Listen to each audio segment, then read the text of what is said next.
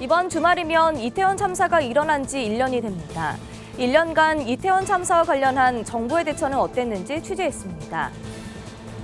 이태원 참사 1주기를 앞두고 그리스도인들이 유가족과 함께 찬양 예배를 드렸습니다. 10월 28일 교정의 날을 맞아 교화 중심의 기독교 교도소인 소망교도소를 다녀왔습니다.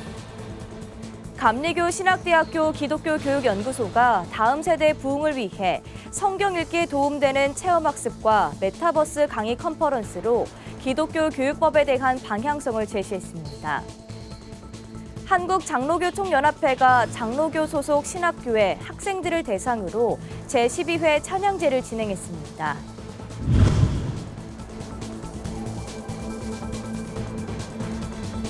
시청자 여러분 안녕하십니까? 구티비 뉴스입니다. 역대 최악의 압사 사고가 일어났던 2022년 10월 29일 서울 이태원. 1년이 지난 지금도 그 충격과 슬픔은 여전한데요. 정부는 그동안 이태원 참사 유가족의 목소리에 얼마나 응답했을까요? 유가족 측의 이야기를 들어봤습니다. 김효미 기자가 보도합니다. 오늘 10월 29일은 이태원 참사가 일어난 지 1년이 되는 날입니다. 지난해 참사가 일어난 직후 정부는 국민들에게 다시는 비극이 일어나지 않게 하겠다고 약속했습니다. 특히 행정안전부는 참사 직후 다중인파사고 안전 확보를 위한 태스크포스를 출범시켰습니다. 1년이 지난 지금 정부는 위급 상황에 잘 대처했을까? 이번 여름 집중호우로 인한 충북 오송 지하차도 참사를 볼 때도 대한민국 정부의 재난재해 시스템 부재, 사고 현장의 TF 대응 부재와 무능력은 여전하다는 평가입니다. 경찰청은 25일 할로윈을 앞두고 상황관리 시스템 구축 등 그동안 마련한 개선책 등을 공개하는 자리를 가졌지만 모두가 주목해온 핵심 과제인 인파 안전관리 매뉴얼은 아직 완성되지 않은 것으로 드러났습니다. 진상을 규명하고 책임자에 대한 처벌이었는데 1년이 지난 지금도 계속 이루어지지 않는 일관성. 그래서 그런 게 되게 안타깝죠. 정부의 첫 대책은 이태원 참사가 1년이나 지나고서야 실행됐습니다. 감사원이 당시 정부 대응 체계에 문제가 없었는지 감사를 시작하기로 한 겁니다. 시정밖에 안 하는데도 감사원한테 이런 기능을 맡기는 것 자체가 목소리에 대해서 정부가 귀 기울이고 있는지. 유가족이 1년 전부터 일관되게 정부의 진상규명을 요구해왔습니다. 이태원 참사 진상규명을 위한 특별기구의 필요성을 정부에 계속 요구해왔지만 기초적인 사실관계조차 파악되지 않았다고 분통을 터뜨립니다. 이루어지는 흔적이 없어요. 진실을 규명하고 책임자의 처벌, 특별법제대로 흔적도 없죠. 이거죠. 우리들의 일이라고 생각해요. 그래서 특별법을 꼭 제정해야 된다고 생각해요. 관계자들은 모든 사고의 대처는 피해자 중심으로 움직여야 한다며 정부는 유가족들의 목소리에 귀 기울이고 제대로 된 대응 체계를 구축하길 바란다고 입을 모았습니다. 구티비 뉴스 김효미였습니다. 이태원 참사 1주기를 앞두고 그리스도인들도 이태원 참사를 추모하고 연대하는 찬양 예배를 드렸습니다. 고인이 평소에 즐겨 듣던 찬양을 함께 부르며 기억했습니다. 보도에 김혜인 기자입니다. 세상에 것 의지할 수 없으니 감사하고 낙심하지 말 것을. 서울 광장 앞 분향소에 찬양 소리가 울려 퍼집니다. 비가 오는 궂은 날씨에도 불구하고 이태원 참사를 기억하고 추모하는 기독교인들이 모여 찬양 예배를 드립니다. 159명의 희생자 가운데 그리스도인이었던 이들이 생전에 좋아했던 찬양을 5곡 정도 추려 함께 불렀습니다. 마이크를 잡은 유가족은 그간 자식의 죽음을 받아들이는 과정이 얼마나 힘들었는지 털어놨습니다. 저는 기도하면서 묻고 또 물었습니다. 왜입니까? 왜 내 아들을 데려가셨습니까? 가슴을 치며 물었습니다. 159명의 희생된 사랑하는 아이들이 삶이 헛되지 않도록 그리스도인들이 손잡아 주시기를 부탁드립니다. 온전한 추모가 이루어질 수 있도록 교회들도 외면하지 말고 나서서 도와주시기를 부탁드립니다. 이진아 나들목 일산교회 목사는 주님 고난받는 사람을 잊지 말아주십시오라는 주제로 시편 10편의 말씀을 전했습니다. 고난 속에 있는 유가족을 위로하며 그리스도인들이 끝까지 함께 이들과 연대해야 한다고 당부했습니다. 도대체 주님께서는 왜 그리도 멀리 계시는지, 어찌하여 유가족들이 고난을 받을 때에 숨어 계시는지 묻지 않을 수 없습니다. 우리 안에 사랑과 정의를 향한 갈망이 흐르고 있습니다. 바로 하나님의 성품이며 마음입니다. 이 쉽지 않은 상황들 속에서도 기도를 다시금 이어갈 수 있을 것입니다. 분향소 앞에 모인 80여 명의 기독교인들은 함께 찬양하고 기도하며 유가족들의 싸움에 끝까지 함께하자고 위로를 건넸습니다. 굿TV 뉴스 김혜인입니다. 10월 28일은 교정의 날입니다. 최근 강력범죄로 인해 범죄자의 교화 필요성이 나날이 높아지고 있는데요. 교정의 날을 맞아 국내 유일의 교화 중심의 기독교 교도소인 소망교도소를 직접 다녀왔습니다. 장세인 기자가 보도합니다. 성경 필사에 열심인 수용자들. 이곳은 아시아 최초의 민영교도소이자 한국교회가 연합해 설립한 교화 중심 기독교도소인 소망교도소입니다. 소망교도소에 수감 중인 A씨는 이곳에 온 뒤로 어릴 적 결핍으로 돈만 줬던 삶에서 하나님을 바라보는 삶으로 변화됐다고 말합니다. 가장 사랑받아야 될 시기에 사랑을 못 받고 이제 혼자 자라다 보니까 사실 뭐가 맞는지 뭐가 틀린지 이런 예수님 만나지 못했으면 또 세상 쪽으로 돌아가서 탐욕 가지고 돈 욕심 부리다가 또 좌절하고 그런 인생들이 또 반복하지는 않았겠어요. 소망교도소에서는 모두가 번호가 아닌 이름으로 불립니다.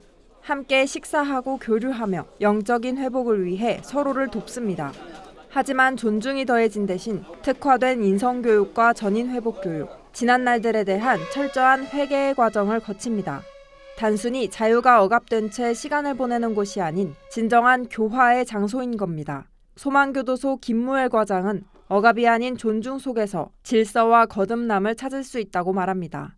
그들은 다시 우리 곁으로 돌아옵니다.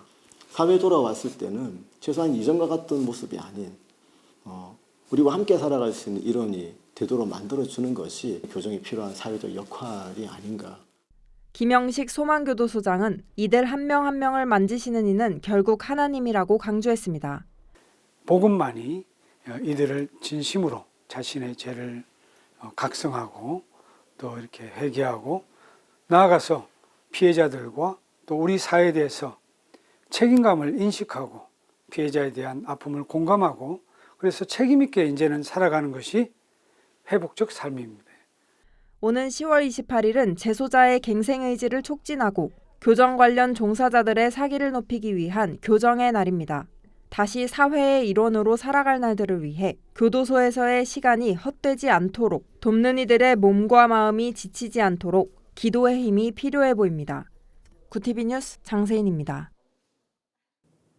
어떻게 하면 다음 세대 부흥에 도움이 될까를 고민하는 기독교 교육 방법에 대해 다양한 연구가 진행되고 있습니다.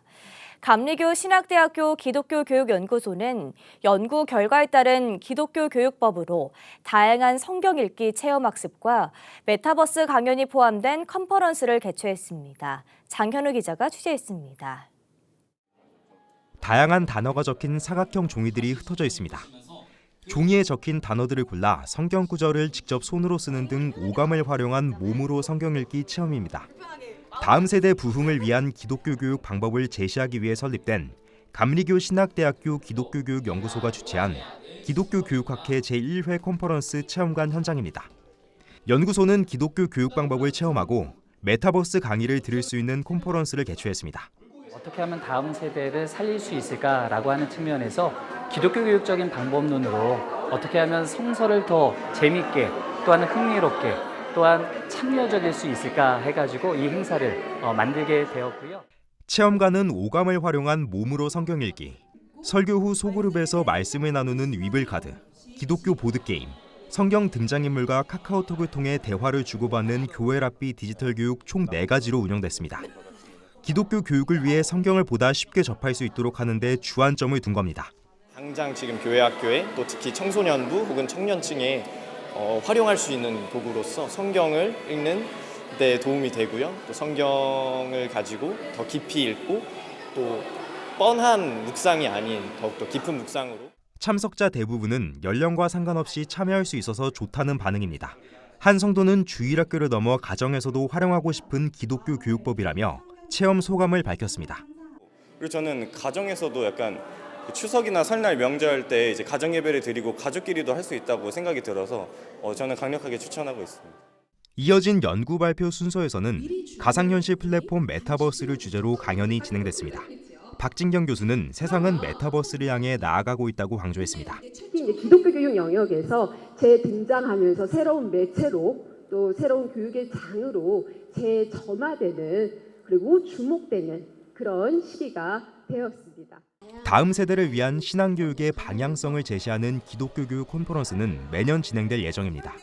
구TV 뉴스 장현우입니다. 매년 장로교회 하나됨을 기억하고 기념하는 찬양제가 있습니다.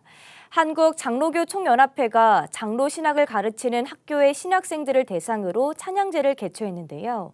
신학생들은 이날 찬양제에서 순위에 상관없이 그리스도를 찬양하며 연합의 의미를 되새겼습니다.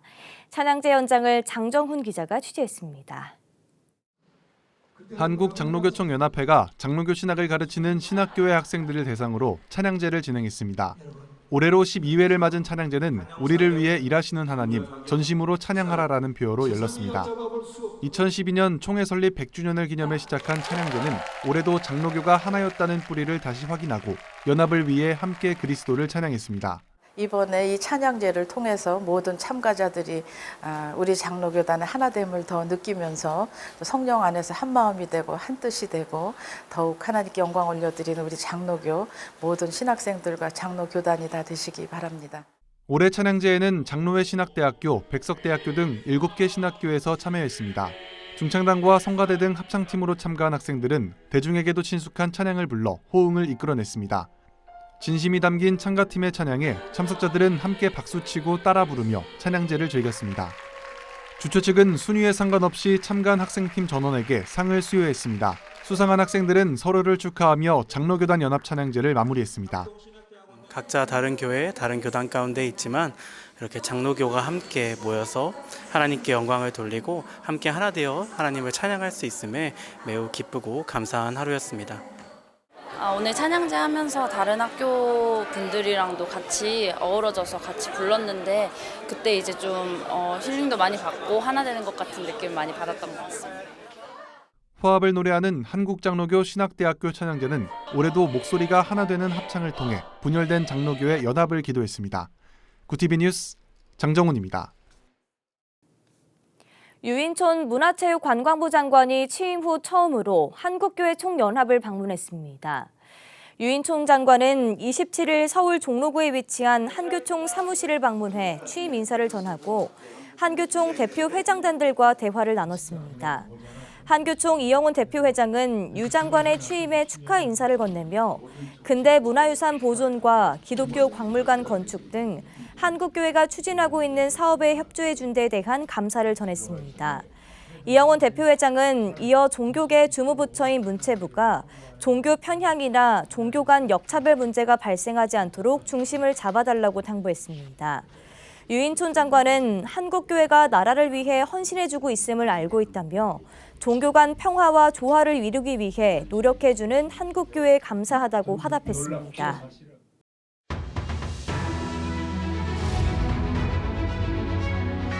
오늘의 이슈 포커스입니다. 서울 중구 등 관계기관이 오는 31일 헬로윈데이를 전후해 명동을 찾는 방문객의 순간 최대 인원이 약 3만 명에 이를 것으로 보고 철저한 대비에 나섰습니다. 서울 중구는 지난 24일에서 25일 합동회의를 열어 헬로윈 인파 밀집 대책을 공유하고 사전 점검을 했다고 27일 밝혔습니다.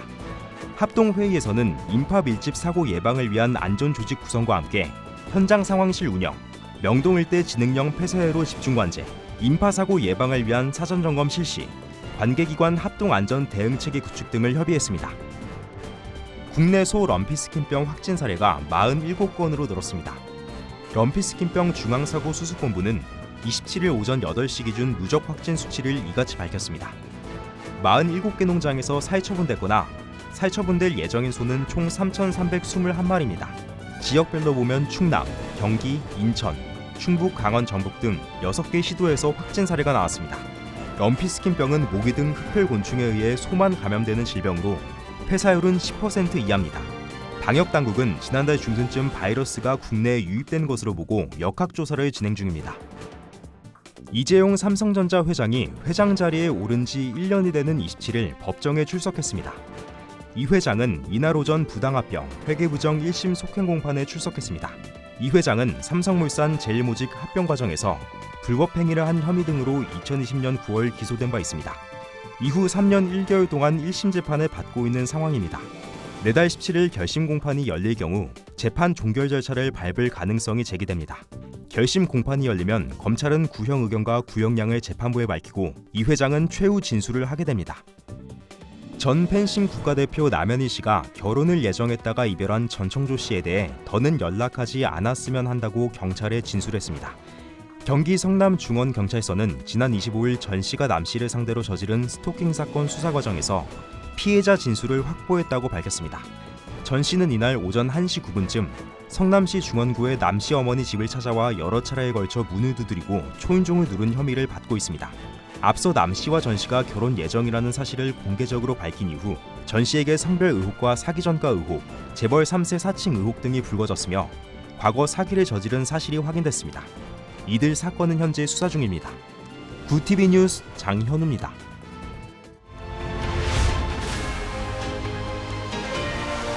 구TV 월드와이드입니다. 미군이 현지 시간 27일 새벽 시리아에 있는 이란 혁명수비대 시설 2곳을 공격했습니다. 로이터 통신은 이날 미군이 이란 이슬람 혁명수비대의 지원을 받는 무장 세력의 탄약고와 무기 저장고를 타격했다고 보도했습니다.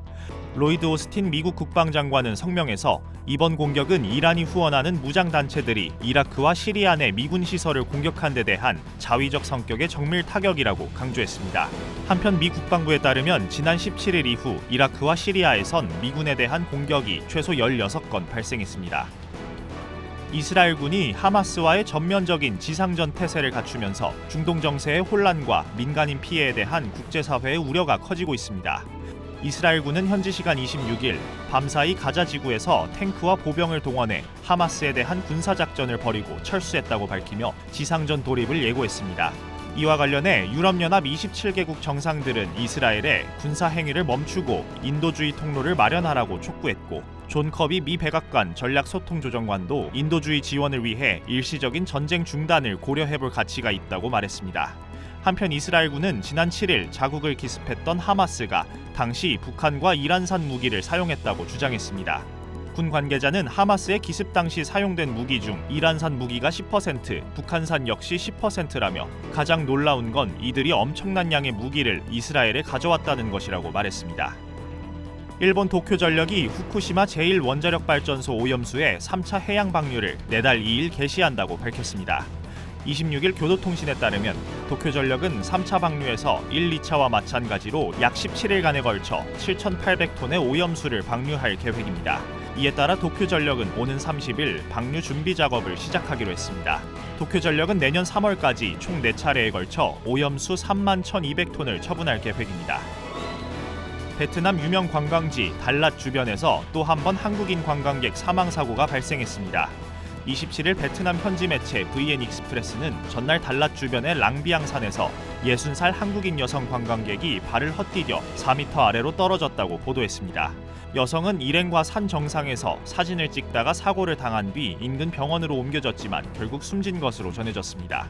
앞서 지난 24일에도 달랏에서 한국인 여행객 4명이 급류에 휩쓸려 사망하는 사고가 있었습니다. 현지 당국은 잇따른 한인 관광객 사망 사고와 관련해 담당 공무원과 여행사를 상대로 안전수칙 준수를 당부했습니다. 구TV 뉴스 권현석입니다.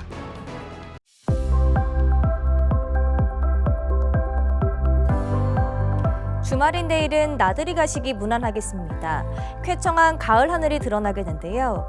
다만 아침 공기는 한 자릿수로 시작하면서 쌀쌀하겠습니다. 낮에는 기온이 20도 안팎까지 오르며 온화하겠습니다. 일교차가 크게 벌어지니까요. 감기 걸리지 않도록 건강관리 잘 해주시기 바랍니다. 이어서 전국 날씨입니다. 내일 한낮 최고 기온은 서울 20도, 강릉 18도가 예상됩니다. 남부지방은 광주와 대구 21도, 전주 20도를 보이겠습니다. 날씨였습니다. 우리 주변에서 인공지능을 활용하는 상황을 심심치 않게 볼 수 있습니다. 이처럼 인공지능이 일상이 된 시대에 한국교회는 무엇을 준비해야 하는지 점검해보는 시간을 마련했습니다. 구TV 특별대담 AI 시대 한국교회 방향을 묻다가 내일 오후 5시에 방송됩니다. 많은 시청 바랍니다. 이상으로 뉴스를 마칩니다. 함께해 주신 여러분 고맙습니다.